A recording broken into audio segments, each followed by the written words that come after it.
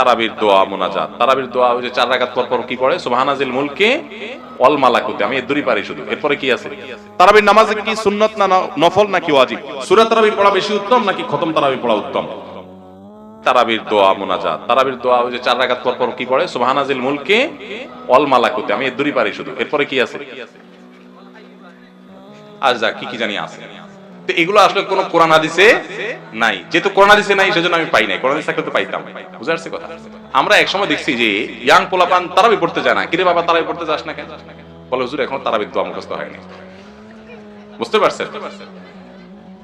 তো তারাবির নামাজের জন্য 4 রাকাত পর পর দোয়া পড়া, এটা তারাবির সাথে এর কোনো সম্পর্ক নাই, দোয়া পড়ার কোনো প্রয়োজন নাই। 4 রাকাত পর একটু অবসর দেয় ইমাম সাহেব, এটা রেস্ট। আপনি এটা একটু পানি খাবেন, দরকার একটু হাত পা এদিক সেদিক করবেন, একটু রেস্ট করবেন, একটু শরীরটা এলায়া বসবেন, দরকার একটু পেশাব ওযু করে চলে আসবেন। এটা হলো রেস্টের সময়। তারাবি মানে হলো আরাম করে করে পড়া, 4 রাকাত পর রেস্ট দেওয়া। ওই মধ্যপ্রাচ্যের লোকরা, মিডল ইস্টের লোকেরা আছে, আমাদের দেশেও কোন কোন মসজিদে দেখা যায় 4 রাকাত পর পর একটু খেজুর, একটু পানি, একটু চা, একটু খায় মানুষ। এটা তো রেস্টের সময়।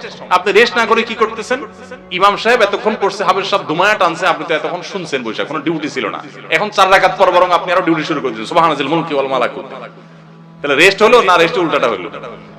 এগুলার কোনো প্রয়োজন নাই, এগুলো কোরআন হাদিসে নাই। কোরআন হাদিসে যেটুকু আছে সেটুকু আপনি তারাবি নামাজে তেলাওয়াত সুন্দর করে মনোযোগ দিয়ে শুনবেন, নামাজ সুন্দর করে পড়বেন, বাস শেষ। এর বাইরে আলাদা কোনো নিয়ত বা দোয়ার প্রয়োজন নাই। তারাবির নামাজের নিয়ত কিভাবে করব?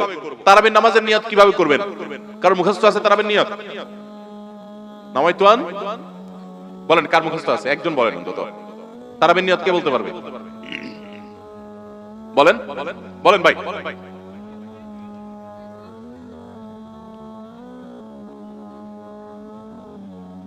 মাশাআল্লাহ মাশাআল্লাহ, এবারে পুরস্কার দেওয়া উচিত। বসেন, আপনি অনেক কষ্ট করে মুখস্থ করছেন। তুমি বগুড়া সদরের লোক ভাই? কালো কালো। আচ্ছা ভাই, তারাবির নামাজ বা যে কোনো নামাজের নিয়ত জরুরি। নিয়ত ছাড়া কোনো আমল হবে না। কিন্তু নিয়তটা হলো মনের ইচ্ছার নাম। নিয়তটা কিসের নাম? আমি ভাইকে দিয়ে নিয়তটা কেন শুনছি সেটা আপনারা জানেন? জানেন না আপনারা? আমি ওনাকে দিয়ে কেন শুনলাম বলেন তো? কে বলতে পারবে? কে বলতে পারবেন? আমি ওনার দিয়ে এই জন্য শুনছি যে ওটা আমার জানা ছিল না। এটা হলো সত্য কথা। ওটা আমি নিজেও জানি না। নামাইতুয়ান দিয়ে শুরু এটা জানি, কিন্তু বাকি শেষেরটা আমি জানি না। এই জন্য আমি চাইছি একটু শুনতে আর কি। আমি জানি না এই জন্য যে কোরআন হাদিসে কোথাও পাই নাই। এখন ভাইরা কেউ পাইলে তো ভিন্ন কথা, আমি কোথাও পাই নাই। এই নিয়ত মুখে এরকম গদবাদা উচ্চারণ করা, হ্যাঁ এটা পাইছি আমরা ছোটবেলা বগদাদি কায়দা। বগদাদি কায়দা এটার জন্য কত মাইদ্যরে হয়তো খাইছি, পাইয়া তখন ভুলে গেছি।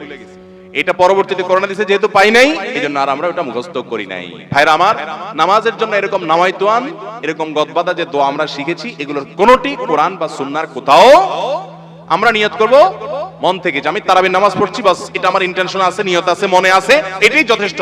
মুখে উচ্চারণ করা জরুরি না, এবং মুখে উচ্চারণ করা এটা সুন্নাহও না। নবী সাল্লাল্লাহু আলাইহি ওয়াসাল্লাম শিখানো না এটা আমাকে। ইবাদত করতে হবে তার পদ্ধতিতে। কোনো হাদিসে যদি এর উৎসাহ দেওয়া না থাকে, আমি কেন এটা করতে যাব, কসরত করতে যাব? তবে হ্যাঁ, নিয়তটা হলো অন্তরের ইচ্ছার নাম, সেটাই যথেষ্ট। আলাদা মুখে নামাইতুয়ান পড়ার দরকার নেই। তারাবির নামাজে কি সুন্নাত না নফল নাকি ওয়াজিব? তারাবির নামাজ সুন্নাত, নবী করিম সাল্লাল্লাহু আলাইহি ওয়াসাল্লামের সুন্নাত, সাহাবায়ে কেরামের সুন্নাহ। অতএব সুন্নাতের নিয়ত করলে নামাজ হয়ে যাবে।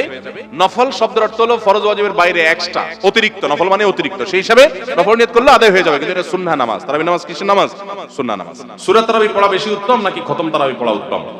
অবশ্যই যদি আপনি কোরআনে কারীমের খতম পড়তে পারেন, সূরা তারাবির চাইতে সেটা উত্তম, এতে কোনো সন্দেহ নাই। সূরা তারাবিতে তো সামান্য ছোট ছোট আপনি কেরাত পড়বেন, আর খতম তারাবিতে বড় বড় কেরাত পড়বেন। তো কোরআন বেশি তেলাওয়াত করাটা তো অল্প তেলাওয়াত করার চেয়ে বেশি উত্তম, সেটা বলাই বাহুল্য। এজন্য অবশ্যই খতম তারাবি উত্তম। কিন্তু খতম তারাবি যদি তুফান মেল গতিতে হয়, 5G 6G গতিতে হয়, তাহলে সেই খতম তারাবি যদি হয়, যেই খতম তারাবিতে কি পড়েন, হাবেশ সাহেবের শুধু ইয়া আলামুন আর তাআলামুন ছাড়া কিছু না বুঝেন, তাহলে ওই রকম খতম তারাবি পড়ার চাইতে সূরা তারাবি পড়া উত্তম। কথা কি বুঝতে পারছেন?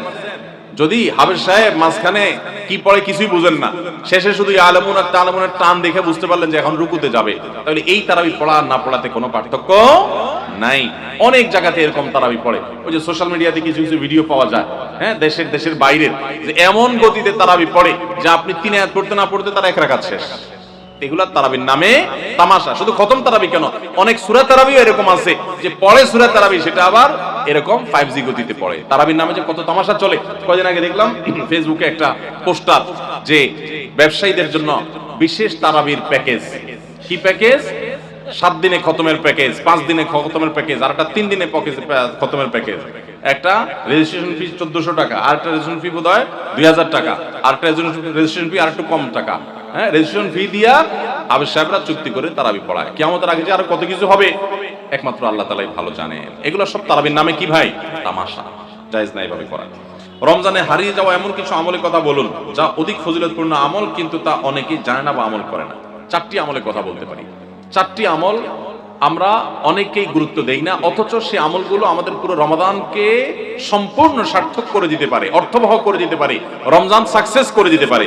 সে 4টার ভিতরে প্রথম এবং 1 নম্বর যেটা বলতে চাই তা হলো রমজান মাসে রোজা রেখে এবং রাতের বেলা পুরো রমজান জুড়ে সকল প্রকার পাপাচার, কাউকে কষ্ট দেওয়া, গালি দেওয়া, হক নষ্ট করা, সব ধরনের গুনাহ থেকে, গীবত, শিকায়াত করা, চোখের গুনাহ, সোশ্যাল মিডিয়া ইত্যাদি সবগুলো থেকে বেঁচে থাকবেন। প্ল্যান করে যে কোনো মূল্যে প্রয়োজনে আমি আইডি ডিঅ্যাক্টিভ করে ফেলবো, অ্যাপ ডিলিট করে ফেলবো, তারপর সব ধরনের গুনাহ থেকে বেঁচে থাকবেন। এটা হলো রমজান সার্থক করার সবচেয়ে গুরুত্বপূর্ণ কাজ। 1। 2 নম্বর হলো রমজানে আমরা অনেকে কোরআন পড়ি কিন্তু কোরআন শোনাশুনি করি না। হাফেজরা করে অবশ্য। নবী করিম সাল্লাল্লাহু আলাইহি ওয়াসাল্লাম রমাদানে শোনাশুনি করতেন। এটা একটা হারিয়ে যাওয়া সুন্নাহ বলতে পারি। জিবরিলকে তিনি শোনাতেন, আবার জিবরিলের কাছ থেকে তিনি শুনতেন। এজন্য আপনি কোরআন পড়বেন, আপনার স্ত্রী শুনবে, আবার স্ত্রী পড়বে, আপনি শুনবেন। স্ত্রী বলে কোনো কথা নয়, এরকম একে অন্যের সাথে কোরআন শোনাশুনি করবেন। এটা একটা হারিয়ে যাওয়া আমল। 3 নম্বর হলো রমজানের শেষ 10 দিন ইতিকাফ করবেন। রমজানের শেষ 10 দিনের ইতিকাফ এমন একটা আমল, রমজান রোজা ফরজ হওয়ার পর থেকে নিয়ে মৃত্যু পর্যন্ত নবী সাল্লাল্লাহু আলাইহি ওয়াসাল্লাম জীবনে কখনো ইতিকাফ ছাড়েন নাই। আমরা ম্যাক্সিমাম মানুষ জীবনে কখনো করি নাই। ইতিকাফ করা হলো আল্লাহর ঘরে এসে গাঁটি বসকানেই পড়ে যাও যে আল্লাহ ক্ষমা করা ছাড়া যাব না। ইতিকাফ করা যদি মসজিদে ঘুমায়ও থাকে, ইতিকাফ করাটাই যেহেতু একটা স্বতন্ত্র ইবাদত, সো তার ইতিকাফ করার মাধ্যমে লাইলাতুল কদর তিনি অটোমেটিক পাবেন ইনশাআল্লাহ। এই জন্য ইতিকাফের আমলটা আমাদের রমাদানকে সার্থক করে দিতে পারে, অথচ এটা হারিয়ে যাচ্ছে। আর 4 নম্বর এবং সর্বশেষ হলো রমজানের শেষ দশক হলো ইবাদতের দশক, আমলের দশক। আমরা প্রথম 2 দশকে যা পারি না পারি, শেষ দশক বেশি আমল করার চেষ্টা করব।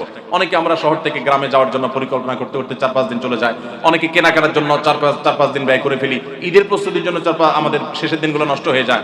এগুলো না করে আল্লাহর ওয়াস্তে শেষ দশককে ইবাদতের জন্য রিজার্ভ করে ফেলি, গোটা ফ্যামিলি সহ ইবাদত বন্দী করি, রমজানটাকে আমরা উপভোগ করতে পারবো ইনশাআল্লাহ। এটা আমাদের জন্য তৃপ্তির রমাদান হবে। আল্লাহ আমাদেরকে তৌফিক দান করুন। তাহলে 4টি আমলের কথা বলেছি, সকল প্রকার গুনাহ থেকে বেঁচে থাকা, কোরআন শোনাশুনি করা, ইতিকাফ করা এবং রমজানের শেষ দশক বিশেষভাবে ইবাদতের পরে যত্নশীল হওয়া, শেষ দশকে সকল ব্যস্ততা কমায় দেওয়া। এই 4টি জিনিস আমাদের রমাদানকে সার্থক করতে পারে ইনশাআল্লাহ তাআলা।